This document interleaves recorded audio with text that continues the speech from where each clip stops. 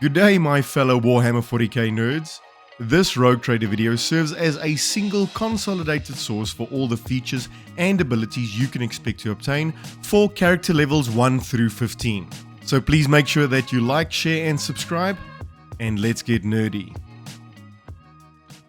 So right out of the gate at level 1, the Operative Archetype instantly gains access to its Keystone feature, Analyze Enemies. Now, Analyze Enemies and essentially the Operative as a whole is all about stacking up exploit points on your chosen enemies, and then thereafter in combination with other archetype abilities, use those accumulated exploit points in order to inflict additional damage or impose additional effects.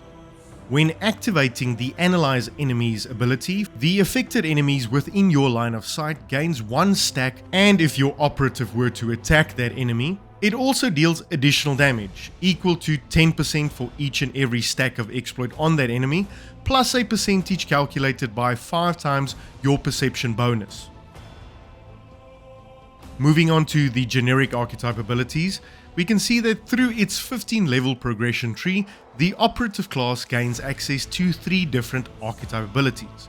Like the Warrior archetype, the Operative cannot choose its archetype ability at level 3, but instead you gain the Expose weakness at default.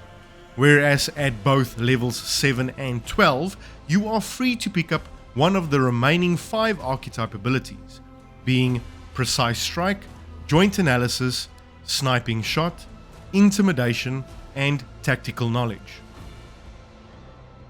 Expose Weakness can be used by an operative once each and every turn for 0 action points, and when activated removes all of your exploit stacks on that specific target, and then decreases the target's dodge, parry, and armor by a percentage calculated by multiplying the number of exploit stacks on that enemy times your perception bonus plus 10. On this basis, the Expose Weakness feature is obviously extremely valuable against hard to hit or heavily armored opponents. Next up is the Precise Attack operative ability, enabling you to maximize your chances of making a successful attack in clutch situations. Mechanically speaking, Precise Attack removes all of the exploit stacks on a specific target, decreasing the effectiveness of any cover that enemy is hiding behind by a percentage calculated by multiplying your operative's perception value times the amount of stacks currently on that target plus 5. This is extremely useful if you think about that full cover adds a 60% chance to miss on ranged attacks, whereas partial cover decreases your chances of making an effective range attack hit by 35%. Additionally, you also have an increased chance of hitting an enemy with a ranged attack while using Precise Attack by the same value calculated, no matter if they are in cover or not. The next operative ability is Joint Analysis, with which you give your allies a buff to their damage output on enemies that have exploit stacks until your operative's next turn equal to your intelligence score. Next up is an essential operative ability for any long-range camp and kill build, being Sniping Spot. The Sniping Spot ability is also fairly straightforward, providing your operative with a flat bonus of 25% to cover, as well as 15 points each to your perception and ballistic skill, all of which decreases the chances of you getting hit by ranged and melee attacks, as well as increasing the probability of you making that long-range sniping shot. Now let's move on to the Intimidation Operative Archetype ability. In essence, when you activate the Intimidation ability and you attack an enemy with a ranged weapon or a melee attack, all of the other enemies directly next to that enemy being attacked reduces the amount of damage that those enemies can do by a percentage calculated by multiplying your operative's perception bonus by 2. Furthermore, the percentage of damage reduction is also doubled in the case that the enemy being affected by this ability has an armor percentage value less than 3 times your intelligence bonus. This is an extremely useful operative ability if you have a lot of enemy combatants grouping together, maybe pulling aggro on your frontline fighter. Last but not least of the general archetype features for the operative is the ability Tactical Knowledge. In exchange for one action point and either one exploit stack from multiple enemies within range, or all exploit stacks if there's only one enemy within the effective range, Tactical Knowledge grants all of your allies a 2 times the number of exploits percentage in armor until the end of the combat encounter. Furthermore, if at the time of activating the Tactical Knowledge ability, you are removing more than 4 exploit stacks, then your operative also gains a boost in their damage output equal to the number of the exploits removed until the end of the combat encounter. If you're still here and you haven't done already, which you probably have, then please hit that like button. It really does help out the channel more than you can imagine. Now then, let's turn our attention to the operative's ultimate ability, which comes in the form of its heroic act and desperate measure called Dismantling Attack. When activating the heroic act version of Dismantling Attack, all of the enemies that are currently within that combat scenario instantly gain 1 stack of exploit. Additionally, your operative also gets a free attack on any enemy of your choosing, and that attack cannot miss the intended target. Furthermore, after this attack lands, that enemy also suffers a 30% penalty to its dodge and a reduction of 30% to its armor for the remainder of the combat encounter. The Desperate Measures version of Dismantling Attack does exactly the same as the Heroic Act version, however with the added disadvantage of all operative attacks also coming at an additional 1 action point cost until the end of the combat encounter. The operative's Dismantling Attack ultimate ability can also be upgraded at level 9 and level 15, and you have 4 different options to choose from. The first of which freezes your target in place for the operative's next turn, as well as decreases its movement points by 3 until the end of the combat. The second of the upgrade options to Dismantling Attack decreases both the weapon and ballistic skills of the target of the Dismantling Attack's ability by 30 points. Whereas the third option also adds the benefit of intimidating all of the enemies adjacent to the target of the Dismantling ability attack, reducing all of their armor by 15% until the end of the combat encounter. The last of the upgrade options allows you to take an additional attack in the form of an attack of opportunity each and every time the target of the Dismantling Attack makes an attack either against yourself or against one of your allies. From the get-go, as part of choosing your archetype at character creation, you gain access to the Marksman's Keystone feature, Run and Gun. And this really is the perfect description what the Marksman archetype is all about. Dealing a huge amount of damage using projectile weaponry and then getting out of the fight to a safe distance. When activating the Run and Gun ability, your marksman gains 2 plus its agility bonus divided by 2 in movement points, as well as has its next attack action point cost reduced by 1. However, activating this ability also does come at a cost, with your marksman suffering from the winded condition until the end of its next turn. And while winded, your marksman suffers a -10 penalty to its ballistic skill, making it a little bit more difficult to successfully hit enemies with your ranged weaponry. Thereafter, during the 15 levels you will spend in the Marksman Archetype tree, you will gain access to 3 different archetype abilities. Like the Warrior and the Operative Archetypes, the Marksman cannot choose its archetype ability at level 3, but rather receives the Revel in Slaughter ability at default. At both levels 6 and 11, however, you are free to choose from one of the 5 remaining archetype abilities, being Dash, Controlled Shot, Ready Go, Concentrated Fire, and Rapid Fire. The Revel in Slaughter Marksman ability only becomes available after your marksman has attacked and killed 3 enemies within that combat encounter. And in addition to removing the winded condition caused by the run and gun ability, it also increases your ballistic skill by 10, your damage output potential percentage by 5 plus 2 times your agility bonus, as well as the chance of you landing a critical hit with your marksman by a percentage equal to your agility bonus. And all of these buffs that come with the Revel of Slaughter ability also last until the end of that combat encounter. All in all, I would say that is a pretty good deal and quite powerful, making it a very tempting option for any marksman character. Next up is the Dash Marksman Archetype ability, letting you reposition or disengage without invoking an opportunity attack when you do find yourself mobbed and within threat range of other melee combatants. Activating the dash ability also allows you to move through the spaces of enemies and allies, making it an extremely useful get out of jail free card when you are being cornered or boxed in by enemies.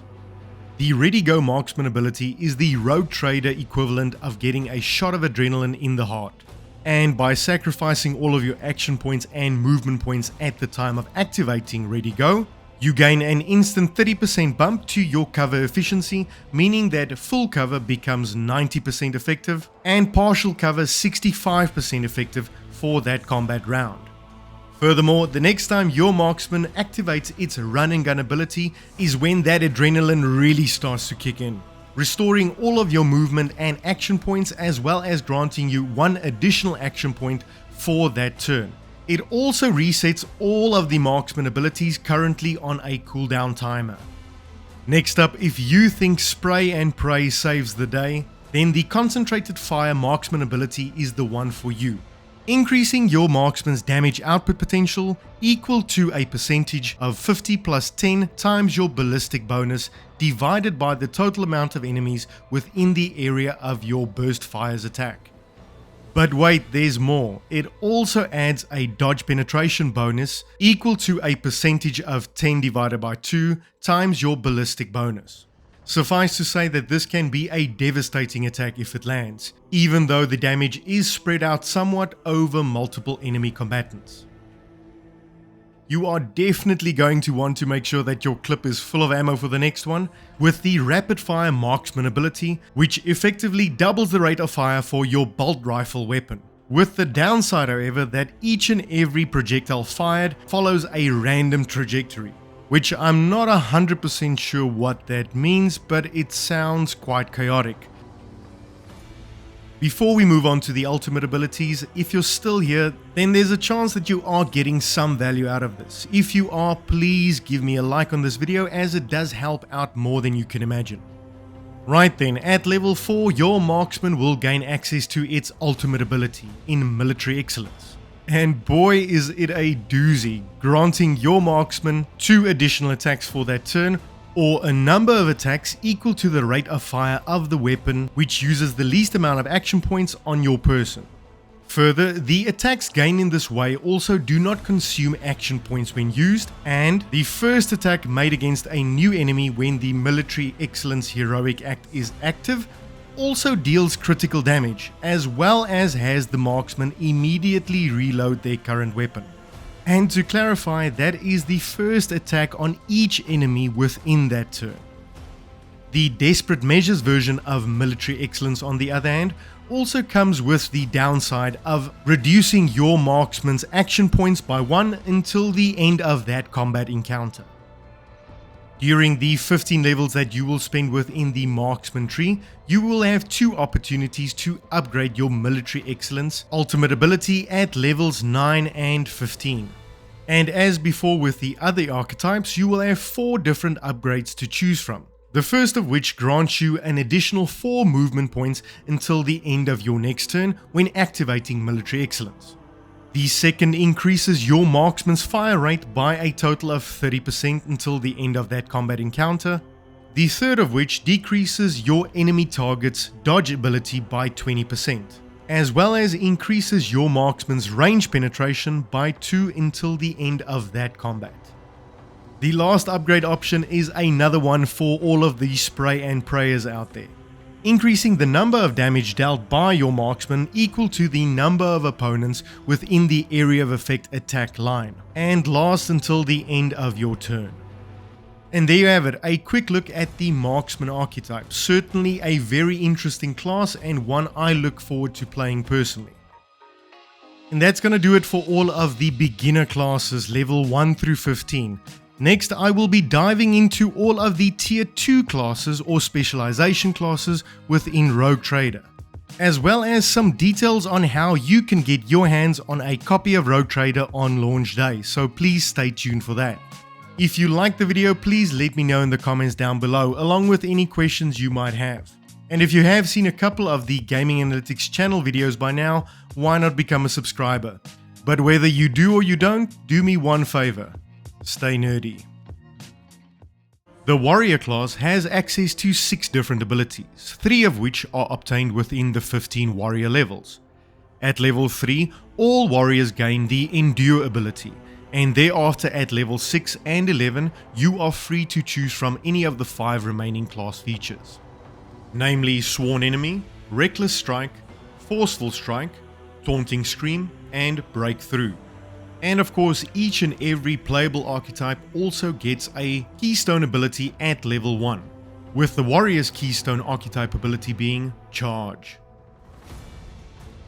First up is the Charge ability, with your warrior moving in a straight line launching a melee attack against a target in the warrior's path. Importantly though is that this charge attack does not count against your attack per turn limit.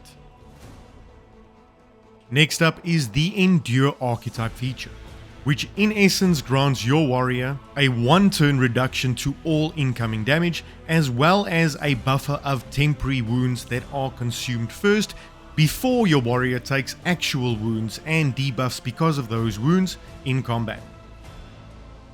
Next up is Sworn Enemy, with which you select a target within 12 cells and mark it as your quarry, resulting in a bonus to the armor against that selected foe, as well as an increase in the damage dealt with melee attacks against that enemy, with this bonus in armor and damage dealt scaling off of your toughness and strength bonuses respectively.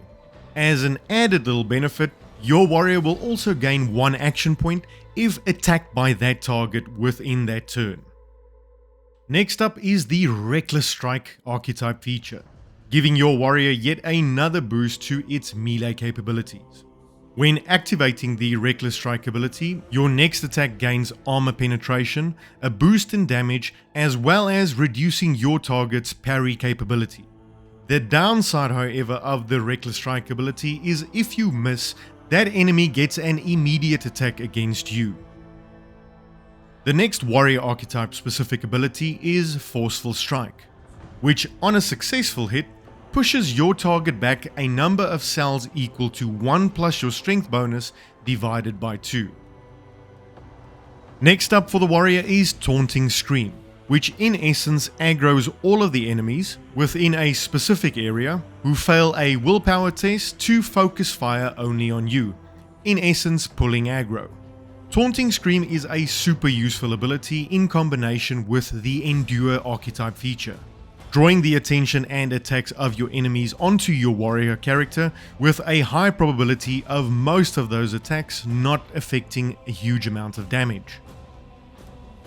The next archetype feature is Breakthrough. Breakthrough comes at a 2 action point cost and grants you the ability to perform a slice attack. This slice attack allows you to cut through an enemy's cell, finishing on its opposite side after the attack is completed, making it extremely useful for battlefield positioning, however does come at the cost of a reduction in damage of 50%. The warrior's movement as a result of this slice attack also does not invoke attacks of opportunity against it. In addition to the Keystone ability that each and every warrior gets at level 1, as well as the selection of abilities and features available to warriors at level 3, 7 and 12, each and every warrior also gets a Heroic Act and Desperate Measure at level 4, which is also known as the warrior's ultimate ability and is based on the momentum mechanic. The warrior's ultimate ability is called Daring Breach. If activated as a heroic act, the Daring Breach ability immediately restores all action points and movement points to your warrior character, as well as having it gain agility movement points until the end of its next turn. These movement points gained by activating the Daring Breach can also be used after an attack has been made, increasing your warrior's mobility substantially. Last but not least, the warrior also has no limit on the amount of melee weapon attacks that it can make on the turn that this heroic act is active. On the other side of the momentum pendulum, however, the Desperate Measures version of Daring Breach restores all action points to your warrior for that turn, as well as have it gain additional movement points equal to 2 times the warrior's agility bonus. Now, you might say that sounds very much the same as the heroic act. However, the kicker here is that starting from the turn after the Desperate Measures version has been activated, your warrior will suffer a movement point penalty of 3 for each and every round of combat thereafter, and can also no longer use the charge ability for the remainder of that entire combat encounter. It's also worth noting that the Daring Breach ability can be upgraded at levels 9 and 15. At these levels, you will have one of 4 augmentations to your Daring Breach to choose from. The first of which grants you a +10 to your movement points when activating Daring Breach, as well as no longer invoking attacks of opportunity against your warrior for that turn.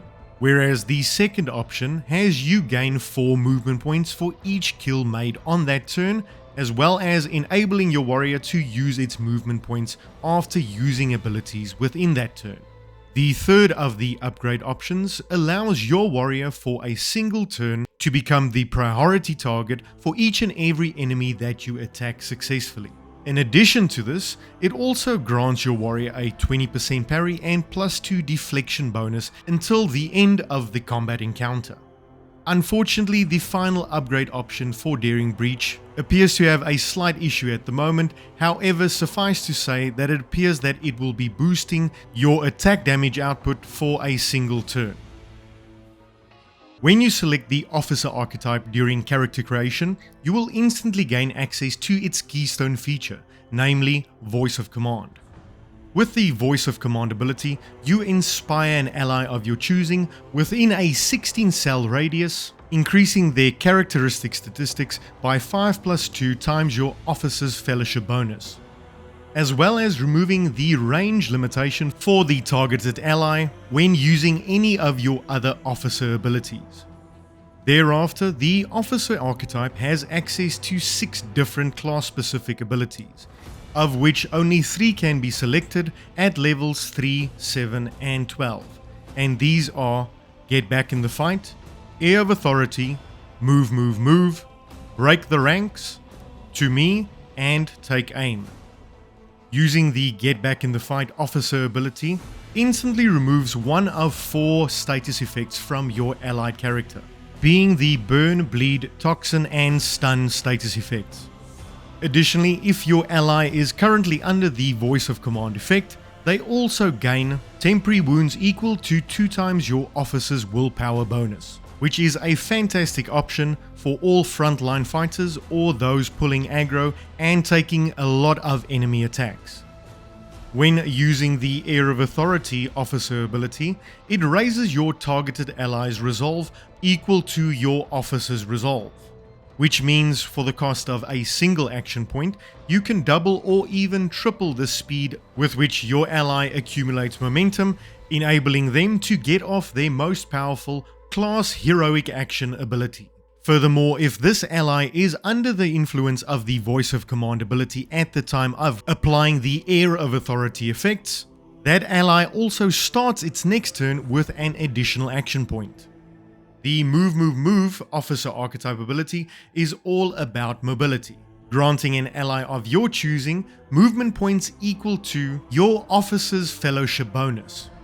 Again, this ability also synergizes with the Officer's Keystone ability, Voice of Command, granting the additional effect to your ally, enabling them to move freely even within the melee threatened zone of enemies without invoking attacks of opportunity until the end of the Officer's next turn. The Break the Ranks officer ability increases the amount of damage dealt by your ally, equal to your officer's fellowship bonus divided by 2 times the amount of enemies adjacent to your ally. Additionally, if that ally is currently being affected by the Voice of Command ability, they also immediately take an attack of opportunity against an adjacent enemy with the lowest remaining amount of wounds. The To Me officer ability does exactly what it sounds like, issuing a direct command to an ally to immediately move to your officer's location. As an extra benefit, if that ally is currently under the Voice of Command effect, it also gains a percentage of armor equal to 2 times your officer's willpower bonus. And if that ally remains adjacent to the officer, all attacks against the officer will be made instead against the ally being affected by the To Me ability. The Take Aim officer ability enables an ally of your choosing to ignore all cover on its target for a range shot and doubles its effective range with that weapon for 1 round. If it is the case that that ally is under the Voice of Command ability effect at that point in time, the attack made also ignores the enemy's dodge, and the potential damage of that attack cannot be reduced by anything less than a percentage value calculated based off of your fellowship bonus. The Officer Archetype also gains its ultimate ability or heroic action and desperate measure at character level 4, namely the Finest Hour. Both the heroic action and desperate measure version thereof grants an ally of your choosing a whole extra turn, with the additional benefit of that ally not having the limitations on the amount of attacks that it can make within this bonus turn. The Desperate Measures version of Finest Hour also has the unfortunate drawback of decreasing your officer's fellowship value by 50% until the end of that combat encounter. Similar to the Warrior Archetype, the focus of the previous video, Finest Hour can also be upgraded at levels 9 and 15, and there are 4 different options to choose from, of which only 2 can be ultimately selected. The first upgrade option increases the ally affected by the Finest Hour's damage output for their extra turn, equal to 2 times your officer's fellowship bonus, with the added benefit of gaining the effects of the Voice of Command ability. The second upgrade option removes all negative effects from the ally affected by the Finest Hour, and additionally makes that ally unkillable until the end of the officer's next turn. The third option to upgrade the Finest Hour has the targeted ally gain a number of temporary wounds equal to 3 times the officer's fellowship bonus until the end of that combat encounter. The final of the 4 options available to upgrade Finest Hour grants 2 additional benefits to the ally affected by the Finest Hour ability. The first of which restores 1 action point and 1 movement point for each and every kill made by that ally, up to a maximum of your officer's fellowship value, whereas the second effect allows your targeted ally to redirect its remaining action points and movement points to any other ally within the area.